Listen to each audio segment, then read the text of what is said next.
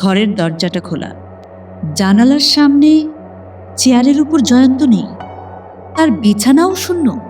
বজ্রের হুংকারে চমকে মানিক বাড়ির দিকে তাকিয়ে দেখলে চাঁদের আলোর বদলে সেখানে দেখা যাচ্ছে কেবল অন্ধকারকে।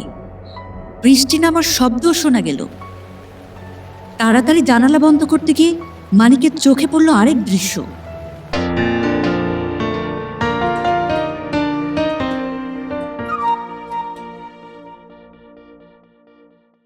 জয়ন্ত ও তার সহকারী বন্ধু মানিক বাঙালি সাহিত্যিক হেমেন্দ্র কুমার রায়ের দুই কাল্পনিক গোয়েন্দা চরিত্র।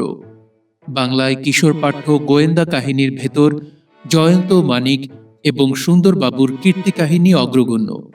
তা নিয়ে এই গপ্প আর যুক্তিতক্কর এবারের আয়োজন খানিকটা তামার তার। তাহলে শুরু করা যাক। মানিক চেঁচিয়ে পড়ছিল খবরের কাগজ। শ্রোতা হচ্ছে জয়ন্ত। সে চোখ বুঝে ইজি চেয়ারে শুয়ে আছে, তার মুখে বিরক্তির লক্ষণ। কোনো খবরে নতুনত্ব নেই। খুনিরা খুন করছে সেই পুরাতন উপায়ে, চোররাও চুরি করবার নতুন পথ আবিষ্কার করতে পারছে না। সাধু এবং অসাধু সব মানুষই হচ্ছে একই বাধা পথের পথিক। মানিক একটা নতুন খবর পড়ছে। অদ্ভুত দৈব দুর্ঘটনা। গত সপ্তাহে শালিখার একটা বাড়িতে অজিত কুমার বসু নামক জনৈক যুবক বজ্রাঘাতে মারা পড়িয়াছিল। এই সংবাদ আমরা যথাসময়ে পত্রস্থ করিয়াছি। গত পরশু রাতে আবার সেই বাড়িতেই অজিত কুমারের দ্বিতীয় ভ্রাতা অসীম কুমারের মৃত্যু হইয়াছে ওই বজ্রাঘাতের ফলেই। ইংরেজি প্রবাদে বলে, দুর্ভাগ্য কখনো একা আসে না। কিন্তু উপরোক্ত দুইবারই একই পরিবারে একই দুর্ভাগ্যের এমন আশ্চর্য আবির্ভাবের কাহিনী আমরা আর কখনোই শ্রবণ করি নাই। জয়ন্ত চোখ মেলে সোজা হয়ে উঠে বসে বললে, থামো মানিক, আপাতত আর কোনো খবর পড়ে শোনাতে হবে না। বুঝেছি। কি বুঝেছ? এই খবরটার ভিতরে তুমি চিন্তার খোরাক পেয়েছ। তা পেয়েছি বই কি। আমার পাপী মন এরকম অসম্ভব দৈব দুর্ঘটনাকে সহজে স্বীকার করতে রাজি নয়। ভগবানের হাতের আড়ালে আমি দেখছি মানুষের হাত। জয়ন্ত, টেলিফোনের রিসিভারটা এগিয়ে দাও তো। কাকে ফোন করবে?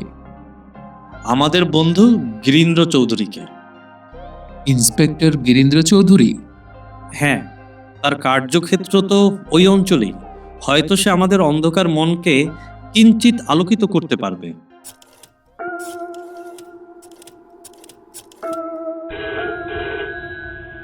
হ্যালো, কে বলছেন? গিরীন্দ্র, আমি জয়ন্ত। হ্যাঁ, বলো। একই বাড়িতে বজ্রাঘাতে দুই ব্যক্তির মৃত্যু। ঘটনা কি তোমার এলাকায় ঘটেছে? বুঝেছি, মনসা পেয়েছে ধুলোর গন্ধ। তা ঠিক আন্দাজ করেছো ভাই। ঘটনাস্থলে আমাকেও হাজির হতে হয়েছে বটে, কিন্তু ওই পর্যন্তই। মানে? মনের কোণে উকিঝুঁকি বাড়ছে সন্দেহ, কিন্তু সেই সন্দেহ প্রকাশ বা পোষণ করবার উপায় নেই। কেন? লোক দুটো সত্য সত্যই বজ্র বা বিদ্যুতের আক্রমণে মারা পড়েছে। তবে আবার সন্দেহ কিসের? না, ঠিক সন্দেহ নয়, তবে মাঝে মাঝে পাচ্ছি যেন বিপরীত ইঙ্গিত। একবার বেড়াতে বেড়াতে আমার এখানে আসবে নাকি? নারাজ নই, আমি আর মানিক আসছি বলে, তুমি থাকো।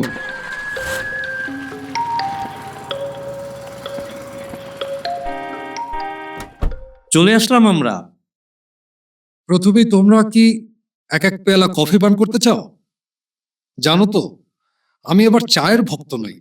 কফি বা চা কিছুই চাই না, আমরা আজ গল্প শুনতে এসেছি। তাহলে একেবারে গোড়া থেকেই শুরু করি, কি বলো? হ্যাঁ, গৌরচন্দ্রিকা বাদ দিয়ে। শোনো, আজ 1 বছর হলো অমরনাথ বসু মারা গিয়েছেন। তিনি ছিলেন একজন বড় জমিদার, যথেষ্ট স্থাবর ও অস্থাবর সম্পত্তির মালিক। অজিত কুমার, অসীম কুমার আর অমল কুমার হচ্ছে তার 3 ছেলে। ছোট অমল নাবালক, সেকেন্ড ইয়ারের ছাত্র। অমরবাবুর একটি মাত্র মেয়ে সুষমা, তার বিবাহ হয়েছে। স্বামীর নাম সুরেন্দ্রনাথ মিত্র। সুষমার শ্বশুরবাড়ি বিদেশে, কিন্তু পিতার মৃত্যুর পর ভাইদের অনুরোধে স্বামীর সঙ্গে বাপের বাড়িতেই বসবাস করে। এই হচ্ছে গত আর বর্তমান পাত্রপাত্রীদের পরিচয়। প্রথমে অজিত যখন বজ্রাঘাতে মারা পড়ে, ঘটনাটা আমার মনে স্থায়ী রেখাপাত করেনি।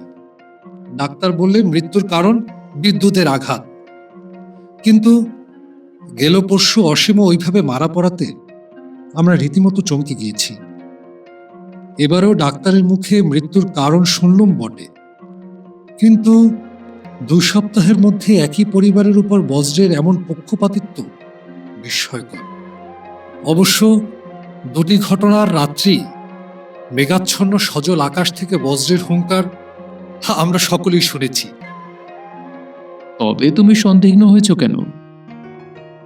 দুদিনই ঘটনাস্থলে গিয়ে দুটো মৃতদেহ ছাড়া বজ্রাঘাতের আর কোনো চিহ্নই আমরা দেখতে পাইনি। এছাড়া আর কিছু লক্ষ্য করেছো? করেছি, দুদিনই লাশ পাওয়া গিয়েছে পূর্ব দিকে জানলার নিচে মেঝের উপর। এও লক্ষ্য করেছি মৃত্যুর রাত্রি অজিত আর অসীম যে বিছানায় ঘুমিয়েছিল, খাটের শয্যার উপর সে প্রমাণের অভাব নেই, কিন্তু দুর্যোগময় রাত্রে তারা শয্যা ত্যাগ করে জানলার ধারে এসেছিল কেন, এ প্রশ্নের উত্তর পাইনি। তাহলে তোমরা কোনো মামলা খাড়া করতে পারোনি? হুম, মামলা দাঁড়াবে কিসের উপরে? প্রমাণ কই? সন্দেহ তো প্রমাণ বলে গ্রাহ্য হবে না। আমাদের একবার ঘটনাস্থলে নিয়ে যেতে পারো? অনায়াসে। সেখানে গিয়ে পৌঁছাতে 5-6 মিনিটের বেশি লাগবে না, কিন্তু সেখানে গিয়ে তুমি কি দেখবে? যা দেখবার তাই। কিন্তু আমি ভবিষ্যৎবাণী করছি, সেখানে গিয়ে আমরা যা দেখেছি তার চেয়ে বেশি কিছুই তুমি দেখতে পাবে না। এটা মামলাই নয়, আশ্চর্যভাবে দৈব দুর্ঘটনায় দুটো লোক মরেছে এইমাত্র। আশা করি তোমার কথাই সত্য হবে। এখন চলো। অমরবাবুর বাড়িখানি মাঝারি, তার পূর্ব দিকে ট্রাম লাইনের পাতা রাস্তা, পশ্চিম দিকে খিড়কির পুকুর ও বাগান, এবং দক্ষিণ দিকে প্রতিবেশীদের বাড়ির সারি। গিরীন্দ্রের সঙ্গে জয়ন্ত ও মানিক রাস্তার দিকের দোতলার বারান্দায় এসে দাঁড়ালো। গিরীন্দ্র সব দেখাতে দেখাতে বললে, বারান্দার কোণে এই যে 3খানা ঘর দেখছো, এর প্রথমখানা হচ্ছে অজিতের ঘর, দ্বিতীয়খানা অসীমের, আর ওই তৃতীয়খানা অমলের। প্রথম ঘরে এই জানলার তলায় অজিতের, আর দ্বিতীয় ঘরের ওই জানলার তলায় পাওয়া গেছে অসীমের মৃতদেহ। এ দুটো ঘর এখন খালি পড়ে আছে। জয়ন্ত 2খানা ঘরে ঢুকেই চারিদিকে দৃষ্টিপাত করতে লাগলো। প্রত্যেক জানালা, এমনকি দেয়ালের লোহার গড়াদে পর্যন্ত ভালো করে পরীক্ষা করলে উল্লেখযোগ্য কিছুই পাওয়া গেল না। তারপর তারা তৃতীয় ঘরের একটা জানলার কাছে গিয়ে দাঁড়ালো। বাহির থেকেই দেখা গেল ঘরের ভিতরে চেয়ারের উপরে বসে রয়েছে দুটি লোক। একজনের বয়স হবে 18-19, আরেকজনের 40-এর কাছাকাছি। বুঝলে জয়ন্ত, এরা হচ্ছে অমল আর তার ভগ্নিপতি সুরেনবাবু। কি হয়েছে সুরেনবাবু? অমলের মুখের ভাব অমনধারা কেন? বাড়িতে আবার পুলিশ দেখে অমল ভয় পেয়েছে, তাই আমি একে বোঝাবার চেষ্টা করছি। বেশ করেছেন। আরে আমরা বাঘ নই, তেরে গিয়ে অমলকে কামড়ে দেব না। আজ একেবারে শেষ তদন্ত করতে এসেছি, আর আসবো না। আর তদন্ত? এ হচ্ছে ভগবানের মার, পুলিশ তদন্তের ধার ধারে না। আচ্ছা গিরীন্দ্র, বাবু অমল কি এখনো এই ঘরেই থাকে? হ্যাঁ একলা? হ্যাঁ, সুরেনবাবুর ঘর কোথায়? বাড়ির পশ্চিম দিকে। বারান্দার রেলিংয়ের উপরে হাত রেখে ট্রামের রাস্তার দিকে তাকিয়ে জয়ন্ত চুপ করে দাঁড়িয়ে রইল। সে যে কি ভাবছে তার মুখ দেখে কিছুই বোঝবার জো নেই। মানিক বললে, কি হে, ধ্যান সাগরে তলিয়ে গেলে নাকি? আমি তলাবার চেষ্টা করছি না মানিক, আমি ভাসবার চেষ্টা করছি। কি আবিষ্কার করলে শুনি? শুনবেন? এই বাড়িতে চোর আসতে পারে সহজেই। তাই নাকি? নিচের ওই গ্যাস পোস্টার দিকে তাকিয়ে দেখো, ওর উপরে উঠলেই এই বারান্দার নাগাল পাওয়া যায়। অভাবিত আবিষ্কার। আর একটা আবিষ্কার করেছি, রাস্তার ওধারকার ওই বাড়িখানার গায়ে ভাড়াপত্র টাঙানো রয়েছে। ওই বাড়িখানা ভাড়া দেওয়া হবে। তাতে তোমারই বা কি, আমারই বা কি? মনে করছি বাড়িখানা আমি ভাড়া নেব। জায়গাটি আমার বেশ লাগছে, কিছুদিন এখানে বাস করব। মানে? মানে কিছুই নেই, এ হচ্ছে আমার খেয়াল, আর খেয়াল হচ্ছে অর্থহীন। অতঃপর আমরা প্রস্থান করতে পারি। জয়ন্ত ঠাট্টা করেনি। আজ কদিন হলো সত্য সত্যই শালিখার সেই বাড়িখানাই উঠে এসেছে। মানিকের কৌতূহলের সীমা নেই। সে বিলক্ষণ জানে জয়ন্তর খেয়াল হয় না অকারণে। ওই দুই মৃত্যুর ভিতর থেকে সে কোনো সূত্র আবিষ্কার করেছে নিশ্চয়ই, নইলে ঘটনাস্থলের সামনাসামনি থাকবার জন্য তার এতখানি আগ্রহ কেন? জয়ন্তের মনের ভিতর প্রবেশ করবার জন্যে গিরীন্দ্র কম ব্যস্ত হয়ে ওঠেনি। সে রোজই আসে আর একই প্রশ্ন করে। কেন তুমি এই বাড়িখানা ভাড়া নিলে? এখানে থাকলে তোমার কোন উদ্দেশ্য সিদ্ধ হবে? জয়ন্ত বোবা, শুধু মুখ টিপে হাসে আর নস্য নেয়।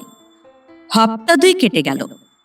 দুপুরবেলায় জয়ন্ত বাইরে বেরিয়েছিল। একটা ছোট ব্যাগ হাতে করে ফিরে এলো সন্ধ্যার সময়ে। মানিক বললে, ব্যাগটি নতুন দেখছি, ভিতরে কি আছে? যথাসময়েই বুঝতে পারবে। এত লুকোচুরি কেন? প্রথম পরিচ্ছেদে পরিশিষ্টের কথা বলে দিলে উপন্যাস পড়তে কারোর ভালো লাগে না। গোয়েন্দা কাহিনীর আর্ট প্রকাশ পায় লুকোচুরির ভিতর দিয়ে। রাত 11টা বেজে গেল। এই সময়ে নৈশ আহার শেষ করে জয়ন্ত শয্যায় খেয়ে আশ্রয় গ্রহণ করে। কিন্তু আজ সে খেয়ে দিয়ে রাস্তার ধারের জানলার সামনে চেয়ার টেনে নিয়ে গিয়ে বসে পড়ল। ঘুমোতে যাবে না? না মানিক, কেন হে? আমি দেখতে চাই আজ গভীর রাত্রে চাঁদের মুখে কালি ঢেলে গোটা আকাশ মেঘে মেঘে ছেয়ে যায় কিনা। তারপর হয়তো জাগবে হুহু ঝড়ো বাতাস, হয়তো ঝরবে ঝড়ো ঝড়ো বাদল ধারা, হয়তো বাজবে ডিমি ডিমি বজ্র ডমরু। হঠাৎ উদ্ভট কবিত্বের কারণ কি? কবি হতে চায় না কে বলো? আকাশে তো দেখি প্রতিপদের চাঁদের প্রতাপ। কেমন করে আজ ঝড় বৃষ্টি নামবে? গণৎকার জানিয়ে দিলে। সে আবার কে? আবহবিদ্যা নিয়ে যাদের কারবার। জানো তো, আবহবিদ্যা জাহির করবার জন্য সরকারি অফিস আছে। আজ আমি সেখানে গিয়েছিলাম, খবর পেলুম আজ শেষ রাতের দিকে রীতিমতো ঝড় বৃষ্টির সম্ভাবনা আছে। তুমি ক্রমেই অন্যায় রকমের দুর্বোধ্য হয়ে উঠছ। আর তোমাকে বোঝাবার চেষ্টা করব না। আমি এখন ঘুমোতে চাই। তথাস্তু। অনেক রাতে কিসের শব্দে হঠাৎ মানিকের ঘুম ভেঙে গেল। ঘরের ভিতর হু হু করে জোর হাওয়া। ঘরের দরজাটা খোলা। জানালার সামনে চেয়ারের উপর জয়ন্ত নেই, তার বিছানাও শূন্য। বজ্রের হুংকারে চমকে মানিক বাড়ির দিকে তাকিয়ে দেখলে চাঁদের আলোর বদলে সেখানে দেখা যাচ্ছে কেবল অন্ধকারকে। বৃষ্টি নামার শব্দও শোনা গেল। তাড়াতাড়ি জানালা বন্ধ করতে গিয়ে মানিকের চোখে পড়ল আরেক দৃশ্য। অমরবাবুর বাড়ির সামনে গ্যাস পোস্টের উপর একটা মূর্তি। পর মুহূর্তে মূর্তিটি ঝাঁপ খেল মাটির উপরে। গ্যাসের আলোকে চিনতে বিলম্ব হলো না জয়ন্ত। মানিক হতভম্বের মতো দাঁড়িয়ে আছে। জয়ন্ত আবার এসে দাঁড়ালো ঘরের ভিতরে। তার হাসি হাসি মুখ। এসব কি জয়ন্ত? তুমি চোরের মতো অমরবাবুর বাড়িতে গিয়েছিলে? গিয়েছিলাম। তোমার পায়ে রবারের জুতো, হাতে রবারের দস্তানা। হ্যাঁ, এ হচ্ছে ভলকানাইজড রবার। আশ্চর্য! এর চেয়ে বেশি আশ্চর্য যদি হতে চাও তাহলে ছুটে যাও টেলিফোনের কাছে। তারপর? গিরীন্দ্রকে ফোন করো, বলো এখনই সদল বলে ছুটে আসতে। সে কি, এই রাতে, এই ঝড় জলে? হ্যাঁ হ্যাঁ হ্যাঁ, বোকার মতো দাঁড়িয়ে দাঁড়িয়ে প্রশ্ন করো না। গিরীন্দ্রকে বলো এখনই সদল বলে অমরবাবুর বাড়িতে না গেলে এ মামলার কিনারা হবে না। ততক্ষণে আমি একটু বিশ্রাম করে নিই। অল্পক্ষণ পরেই একদল পাহারাওয়ালা নিয়ে গিরীন্দ্র এসে হাজির হলেন হন্তদন্তের মতো। সে কোনো প্রশ্ন করার আগেই জয়ন্ত বললে, এখন কোনো কথা নয়, এখনই আমাদের যেতে হবে অমরবাবুর বাড়ির ভিতরে। দারোয়ান দরজা খুলে দিয়ে এই অসময়ে পুলিশ দেখে অবাক হয়ে গেল। জয়ন্ত সকলকে নিয়ে উঠে গেল একেবারে উপরে। রাস্তার ধারের বারান্দায় গিয়ে সে টর্চের আলো ফেললে সেখানে পড়ে আছে একটা নিশ্চেষ্ট মূর্তি। গিরীন্দ্র সব হয়ে বললে, বাবা, আবারও বজ্রাঘাতে মৃত্যু নাকি? আরো এগিয়ে দেখো। এ কি সুরেন বাবু? এর হাত পা মুখ বাঁধলে কে? আমি। কেন জয়ন্ত বাবু? সুরেন হচ্ছে খুনি। খুনি? সুরেন বাবু আবার কাকে খুন করেছে? অজিত আর অসীমকে। এমন সময় বারান্দার তৃতীয় ঘরের একটা জানালা খুলে গেল। ভিতর থেকে উকি ঝুঁকি মারতে লাগলো অমলের ভীত মুখ। সুরেন আজ আবার বধ করতে চেয়েছিল ওই বেচারা অমলকে। কিন্তু অজিত আর অসীমের মৃত্যু হয়েছে বজ্রাঘাতে। বজ্র তো সুরেন বাবুর হাতে ধরা নয়। অসীম আর অজিত বজ্রাঘাতে মারা যায়নি, তাদের মৃত্যু হয়েছে মানুষের হাতে বন্দি বিদ্যুৎ প্রবাহের দ্বারা। প্রমাণ? ওই জানলার দিকে তাকিয়ে দেখো। দেখো, জানলার 6টা গরাদের গায়ে জড়ানো রয়েছে খানিকটা তামার তার। মানে আমি বুঝতে পারছি না। বিদ্যুৎ প্রবাহ সবচেয়ে বেশি জোরে চলে রূপোর ভিতর দিয়ে, তারপর তামার স্থান, তারপর সোনা, অ্যালুমিনিয়াম প্রভৃতি। বুঝলুম, কিন্তু এই তামার তারের ভেতর দিয়ে বৈদ্যুতিক শক্তি সঞ্চারিত হবে কেমন করে? সামনেই ট্রামের লাইন, মাথার উপরকার যে মোটা তারের সাহায্যে বৈদ্যুতিক ট্রাম চলে, জানলার এই তামার তারের অন্য প্রান্তে এখনো ঝুলছে তার সঙ্গে লগ্ন হয়ে। মাঝখান থেকে তার কেটে দিয়েছি আমি, নইলে এতক্ষণে আমাকেও কেউ জীবিত অবস্থায় দেখতে পেত না। কি ভয়ানক ব্যাপার! কিন্তু এখনো তোমার মনে কিন্তু আছে? তাহলে আরো একটু পরিষ্কার করে বলছি, শোনো। সুরেন হচ্ছে একটি প্রথম শ্রেণীর অতি চালাক শয়তান। মাথা খাটিয়ে নরহত্যার বেশ একটি নতুন উপায় আবিষ্কার করেছিল। কাজ করতো এমন একটি রাতে, ঝড়, বৃষ্টি, বজ্র যেদিন তাকে সাহায্য করবে। কি করে সে মনের মতো রাত্রি নির্বাচন করত, এখানে প্রশ্ন উঠতে পারে। আমি মনে করি আমার মতন সেও কোনো সরকারি আবহবিদ্যাবিদদের কাছে আনাগোনা করত। এরূপ অবস্থায় মানুষের পক্ষে কি করা স্বাভাবিক, এ নিয়ে সে মনে মনে আলোচনা করেছিল। এই বর্ষাকালেও গ্রীষ্মপ্রধান দেশের মানুষ আমরা শয়ন গৃহের জানলার পাশে শয্যায় আশ্রয় গ্রহণ করি। রাতে যদি হঠাৎ বৃষ্টি আসে, আমাদের ঘুম ভেঙে যায়। তারপর বৃষ্টির ছাট থেকে আত্মরক্ষার জন্যে নিদ্রা জড়িত চোখে তাড়াতাড়ি সর্বাগ্রে খোলা জানলাগুলো দুমদাম শব্দে বন্ধ করে দিই। আমাদের এই অভ্যাসের উপরেই নির্ভর করে সুরেন পাতল চমৎকার ফাঁদ। খানিকটা তামার তার সে এমনভাবে জানলার গরাদগুলোর সঙ্গে জড়িয়ে রাখত যে জানলা বন্ধ করতে গেলেই সেই তার স্পর্শ করা ছাড়া উপায় নেই। তামার তারের অপর প্রান্ত সে নিক্ষেপ করত বৈদ্যুতিক শক্তিতে জীবন্ত ট্রামের তারের উপরে। ফলে জানলার তার আরো জীবন্ত হয়ে উঠত। তখন তাকে ছুলেই মৃত্যু অনিবার্য। তারপর যথাসময়ে সুরেন আবার এসে নিজের অপকীর্তির গুপ্ত চিহ্নগুলি বিলুপ্ত করে দিত।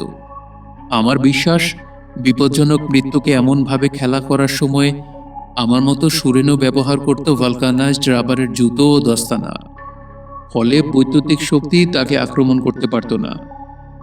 সুরেন এটাও হয়তো অনুমান করেছিল যে একই বাড়িতে এক একভাবে উপরি 3জন লোকের মৃত্যু হলে পুলিশের সন্দেহের সীমা থাকবে না। কিন্তু এটাও তার অজানা ছিল না যে আসল রহস্য আবিষ্কার করতে না পারলে যে কোনো সন্দেহই পঙ্গু হয়ে থাকবে, কারণ সন্দেহ ও প্রমাণ এক কথা নয়। কিন্তু সুরেন অতি চালাক কিনা, তার চক্রান্ত বুঝবার মতন লোকও যে পৃথিবীতে থাকতে পারে, এটা সে ধারণায় আনতে পারেনি। এ হচ্ছে অতি চালাকের দুর্বলতা। একই বাড়িতে উপরি দুই ব্যক্তির বজ্রাঘাতে মৃত্যু, অথচ ঘরে বজ্রাঘাতের চিহ্ন নেই এবং মৃত ব্যক্তিকে পাওয়া যায় ঠিক জানলার ধারেই। এইসব অস্বাভাবিক ব্যাপার দেখেই আমি পেয়েছিলাম এর মধ্যে হত্যাকারীর হাতের সন্ধান। তারপর বারান্দায় দাঁড়িয়ে জীবন্ত তারের দিকে তাকিয়ে থাকতেই আমার মনে ফুটে উঠল সন্দেহের ভীষণ ইঙ্গিত। তারপর হত্যার উদ্দেশ্য খুঁজে পেতে বিলম্ব হলো না। অমরবাবুর 3 পুত্রের অবর্তমান সম্পত্তির মালিক হবেন তার কন্যা এবং সুরেন হচ্ছে সেই কন্যার স্বামী। ঘটনাস্থলের উপর পাহারা দেবার জন্যেই আমি সামনের বাড়িখানা ভাড়া নিয়েছিলাম। আবহবিদ্যাবিদ বললেন আজ গভীর রাত্রে ঝড় বৃষ্টির সম্ভাবনা। আমিও অবিজাগ্রত হয়ে উঠলুম বারান্দার উপরে চোরের মতন সুরেনের আবির্ভাব দেখে। চুপি চুপি গ্যাস পোস্টের সাহায্যে বারান্দায় উঠে অন্ধকারে লুকিয়ে রইলুম। তারপর সুরেনের মৃত্যুফাত পাতা যেই শেষ হলো, আমিও অমনি বাঘের মতন তার ঘাড়ের উপর লাফে পড়ল। আমি চেয়েছিলাম তাকে হাতে নাতে ধরে ফেলতে। সে টু শব্দটি করবার আগেই আমি তাকে বন্দি করে ফেললুম এবং তখনই কেটে দিলুম বৈদ্যুতিক শক্তিতে জীবন্ত মৃত্যু ফাঁদের তার।